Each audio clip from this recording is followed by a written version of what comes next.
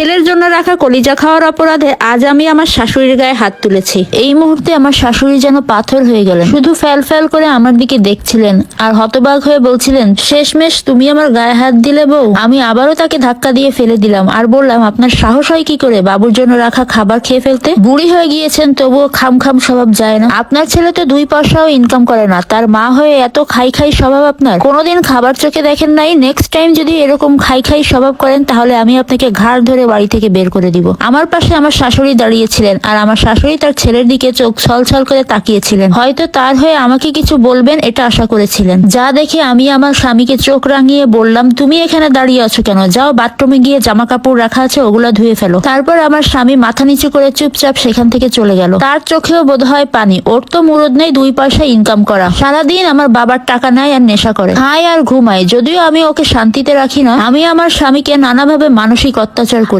আমাকে কিছু বলার সাহস নেই ওর। ওকে 7 বার খুন করে গুম করে রাখার ক্ষমতা আমার বাবার আছে। আমার বাবার একমাত্র মেয়ে আমি। আমার বাবা একজন নামকরা বিজনেসম্যান, শহরে বাড়ি আছে বেশ কয়েকটা, আর তার যত সম্পত্তি সব আমার নামে। সেখানে আমার স্বামী ছিলেন এতিম। বিয়ের পর তার মাকে নিয়েই আমাদের বাসায় থাকছেন এবং এর বিনিময়ে আমার শাশুড়িকে করতে হয় শরীর খাটুনি। বয়স্ক মানুষ, এগুলো করতে গিয়ে শরীর হাঁপিয়ে যায়, তবুও নির্বোধ মানুষ দুমুঠো ভাতের জন্য এগুলো সব সহ্য করে যায়। আমার শাশুড়ি ফ্লোরে বসে কাঁদছেন, যা দেখে আমি আমার ছেলেকে নিয়ে ঘরে চলে যাই। এরপরে সেই মানুষটাকে আর কখনোই দেখা যায়নি এই বাড়িতে। ওই দিন এক বুক কষ্ট নিয়ে আশ্রয় নিয়েছিলেন এক বৃদ্ধাশ্রমে। এতে আমার ভালোই হয়েছে, একটা খাবারের মানুষ কমেছে। আমরা কেউ তার কোনো খোঁজ রাখিনি। শুনেছি কিছুদিন পর ওই বৃদ্ধাশ্রমেই তিনি মারা গিয়েছেন। আমি তার লাশটাও দেখিনি, তার ছেলেকেও যেতে দেইনি। সময় এগিয়েছে, কেটে গিয়েছে বহু বছর। আমার স্বামী মারা গিয়েছে সেবার। দীর্ঘদিন মানসিক অত্যাচার সহ্য করতে না পেরে সুইসাইড করেছে। এখন একমাত্র ছেলেকে নিয়েই আমার সংসার। দেখতে দেখতে আমার ছেলেটাও বড় হয়েছে, লেখাপড়াও কমপ্লিট হয়ে গিয়েছে, বড় চাকরি করছে এখন।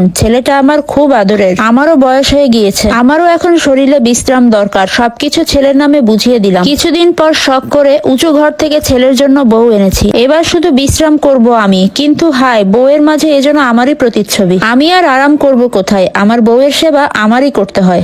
আমার ছেলেটাও দিন দিন পাল্টে যেতে লাগলো। একই বাড়িতে থেকেও আমার ছেলের সাথে কথা হয় না বহুদিন। তার সময় হয় না আজকাল। আজ সকালে যখন সমস্ত কাজ শেষ করে খেতে গেলাম তখন দেখলাম আমার বৌমা আমার জন্য পান্তা আর পেঁয়াজ রেখেছে, অথচ একটু আগেই বড় বড় 2টা ইলিশ মাছ আর গরুর মাংস রান্না করে রেখেছিলাম। সেই খাবার আমি চোখেও দেখলাম না। খাবার এক পর্যায়ে আমার ছোট নাতনিটা এসে বলছে সেও ভাত খাবে। আমার খাবার থেকে তার মুখে 2টো পান্তা ভাত দিলাম। এই দৃশ্য দেখে আমার ছেলের বউ আমার চুলের মুঠো ধরে ফেলে দিলেন। তাল সামলাতে না পেরে দেয়ালে লেগে আমার মাথাটা ফেটে গেল, রক্ত বের হচ্ছে। আর এর মাঝে আমার ছেলেটা বের হয়ে দেখলো তার বউ আমাকে মারছে, কিন্তু কিছু বলল না। তখন আমি আমার ছেলেকে বললাম, তোর সামনে তোর বউ আমার গায়ে হাত তুলেছে, তুই কিছু বললি না? তখন আমার ছেলে আমাকে বলল, কি বলবো আম্মু, এগুলো তো তোমার দেওয়া আমার পারিবারিক শিক্ষা। তুমি যখন কথায় কথায় আমার দাদিকে মারতে, তার গায়ে হাত তুলতে, তখন আমার বাবাও তো নিশ্চুপ থাকতো। তখন আমি আমার ছেলেকে আর কিছুই বলতে পারলাম না। সেদিন আমার শাশুড়িরও তো আমার মতো এরকম কষ্ট অনুভব হয়েছিল। ইস মা,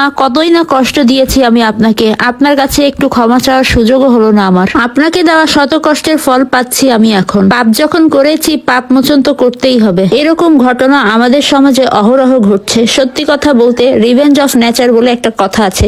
আপনি যা করবেন ভবিষ্যতে সেটাই কিন্তু আপনার জীবনে ফেরত আসবে। গল্পটা কেমন লাগলো অবশ্যই জানাবেন। আল্লাহ হাফেজ।